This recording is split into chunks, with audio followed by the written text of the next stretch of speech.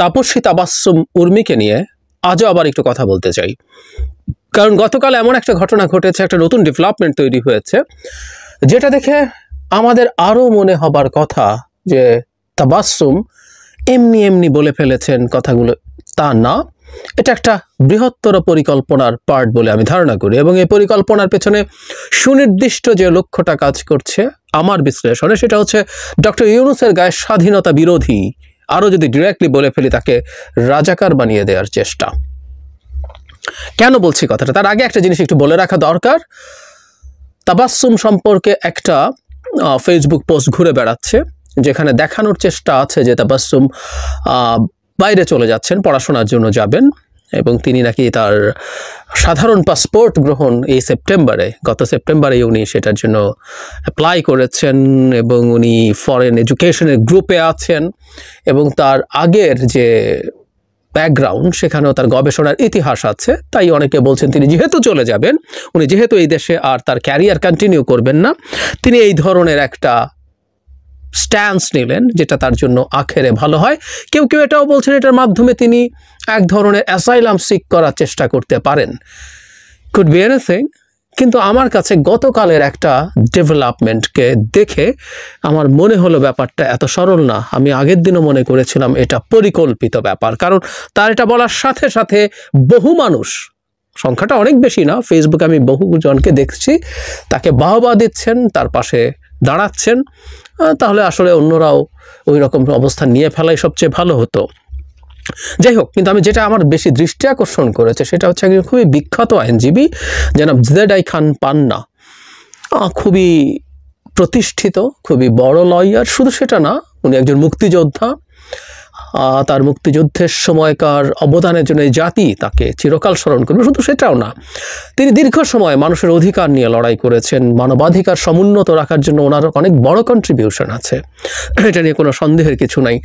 সে জেদাই খান পান্নার একটা মন্তব্য আমার দৃষ্টি আকর্ষণ করলো, অনেকেরই করেছে, এবং আমার মনে হয় এটাকে যদি কনটেক্সটের সাথে মেলাই তাহলে আর ব্যাপারটাকে এত সহজভাবে দেখার সুযোগ থাকে না। যারা পান্না তার একটা ভিডিও ইন্টারভিউতে বলেছেন যে তিনি স্যালুট করেন তাবাসসুমকে, মানে স্যালুট করেন, হাত তুলে স্যালুট করে দেখিয়েছেন, তিনি সালাম করেন বলেছেন।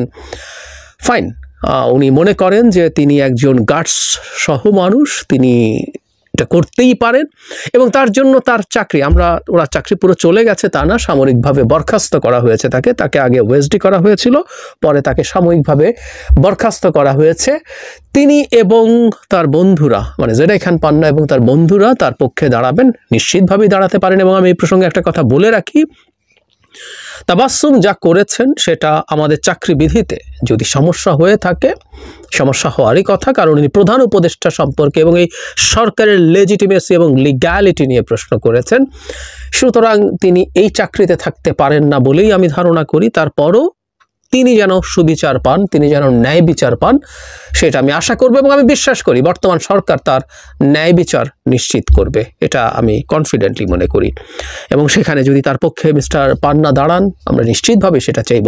কিন্তু যে জায়গাটা খুব ইম্পর্ট্যান্ট, জেদাই খান পান্না শুধু তাকে স্যালুট করেছেন তা না, তিনি ডক্টর ইউনূসের রিসেট শব্দটা নিয়ে এসছেন, এবং স্বাভাবিক যে ইন্টারপ্রিটেশন তাবাসসুম করেছেন, যেন পান্নার ইন্টারপ্রিটেশনটাও তাই। ইন্টারপ্রিটেশনের ভিন্নতা থাকতে পারে, কিন্তু উনিও ইন্টারপ্রিটেশন করছেন যে এর মাধ্যমে আমাদের শহীদ এবং মা বোনদের যে ত্যাগ আছে সেটাকে অস্বীকার করা হচ্ছে। উনি বলছেন কেউ যদি রিসেট দিতে চায় তিনি ফ্ল্যাশ বাটন টিপে দেবেন যাতে সবাই ভেসে চলে যায়।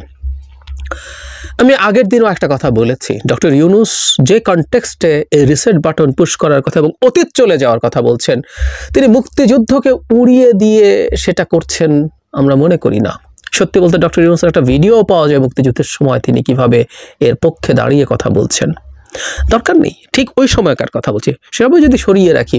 এখানে অতীতকে সরিয়ে দেয়া বলতে আমি বুঝেছি এই গত 15 বছরে দেশ যে রকম প্রেক্ষাপটে ছিল, যে পরিস্থিতিতে ছিল, সেটাকে শেষ করে দেয়া। আমি এতে তো কোনো সমস্যা দেখি না। তাই হয়েছে, প্রশ্নটা এসেছিল 32 নম্বর এবং শেখ মুজিবুর রহমানের ভাস্কর্য ভাঙা নিয়ে, এবং এটা তো আসলে সেই অতীত বলতে এই সময়ের যে স্বৈরাচার, এই সময়ের যে একটা মাফিয়া সরকার তৈরি হয়েছিল, সেটার সেই অতীতটা শেষ করা, ওইগুলো ভাঙার সাথে সাথে সে সিম্বলগুলো শেষ হলো। সেই অতীত আমরা আসলেই শেষ করে নতুন বাংলাদেশ করতে চাই, তাই তো উনি বলেছেন, আমি অন্তত তাই বুঝেছি।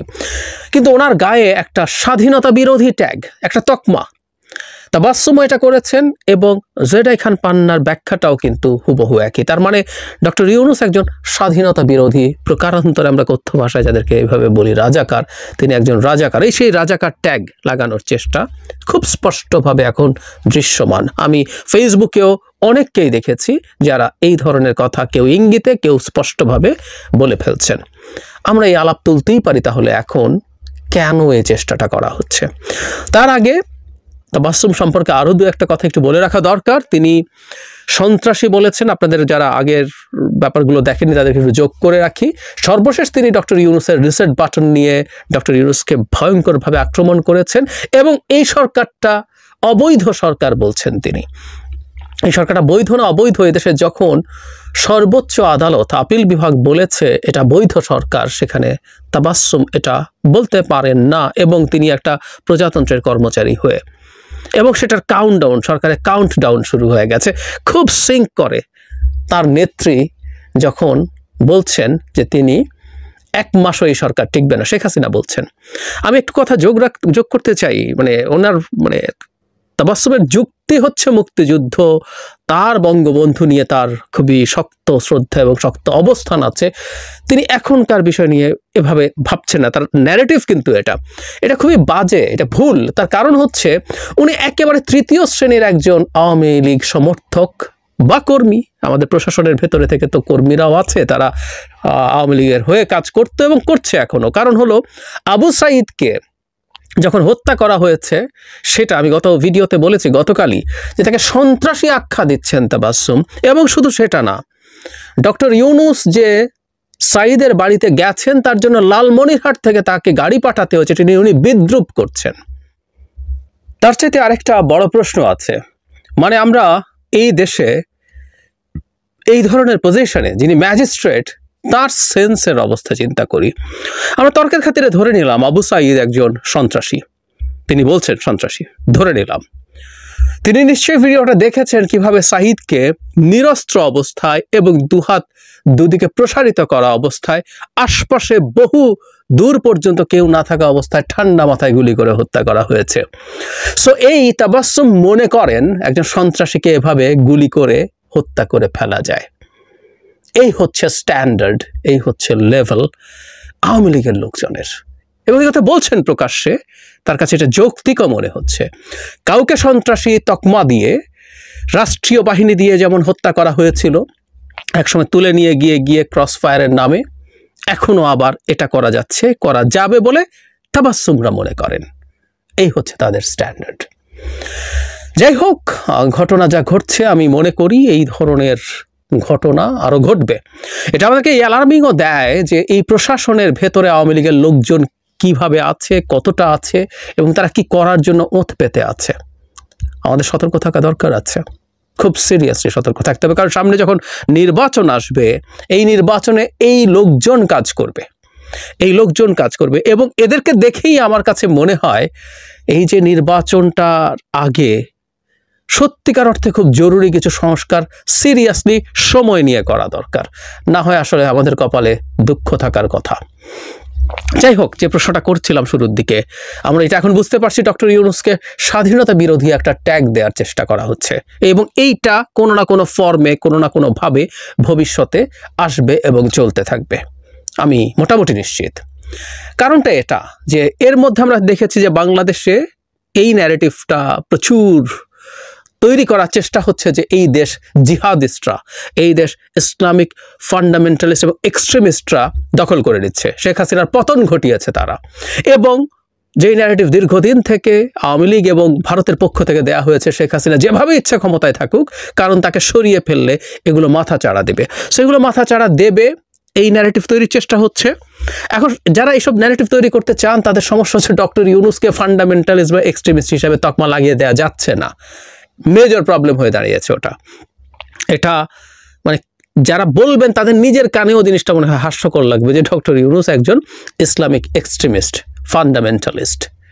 নো ওয়ে, ফলে ডক্টর ইউনূসকে এবার বিতর্কিত করতে হবে। তাকে এই বিতর্ক তৈরি করা যাচ্ছে যে তার অধীনে তারা মাথাচাড়া দিচ্ছে, ডক্টর ইউনূস পারছেন না তাদেরকে নিয়ন্ত্রণ করতে, যেটা শেখ হাসিনা পেরেছিলেন। আর ডক্টর ইউনূসের গায়ে এবার স্টিগমা লাগানোর চেষ্টা করা হচ্ছে স্বাধীনতা বিরোধী শক্তি হিসেবে। ফলে এই ন্যারেটিভ বাইরে নিয়ে যাওয়া যাবে, দুনিয়ার বিভিন্ন জায়গায় নিয়ে যাওয়া যাবে। বাংলাদেশে এই মুহূর্তে রাষ্ট্রীয় দায়িত্বে এমন একজন মানুষ আছেন যিনি এই রাষ্ট্রের স্বাধীনতা সার্বভৌমত্বই বিশ্বাস করেন না। আমাদের যে অতীত, যে গৌরবময় লড়াইয়ের মাধ্যমে আমরা স্বাধীন হয়েছি, সেটাকে ডিনাউন্স করেন, সেটাকে ডিসরেসপেক্ট করেন। এই ন্যারেটিভটা এবার বাইরে তৈরির চেষ্টা হবে, আমরা বলতে পারি সেটাই চেষ্টা হচ্ছে। সুতরাং তাবাসসুম যা করেছেন, তার মেয়ে আর একটা বিদেশে গিয়ে অ্যাসাইলাম পেতে চাই, আমি যেহেতু চলেই যাচ্ছি একটু বীরের ভাব করে গেলাম, ব্যাপারটাকে আমি এত সহজভাবে দেখতে প্রস্তুত নই, দেখা উচিত হবে না। আর আমি প্রথম দিন থেকে একটা কথা বলেছি, এই শেখ হাসিনার পতনের পর থেকে কখনো কখনো আমাদের সেন্সিটিভিটিকে বেশি মনে হতে পারে, একটু হাইপার সেন্সিটিভিটি মনে হতে পারে। হাইপার সেন্সিটিভিটি হয়তো ভালো না, কিন্তু আমাদের এই ক্রাইসিসের সময় বাংলাদেশ এখনও বড় ধরনের ক্রাইসিসে আছে, বড় ধরনের আনস্টেবল অবস্থায় আছে, এবং অনেকে এটাকে ডিস্টেবিলাইজ করতে চাইছে। এই অবস্থায় আমাদের একটু বেশি সেন্সিটিভ, বেশি সতর্ক থাকা জরুরি বলে আমি মনে করি।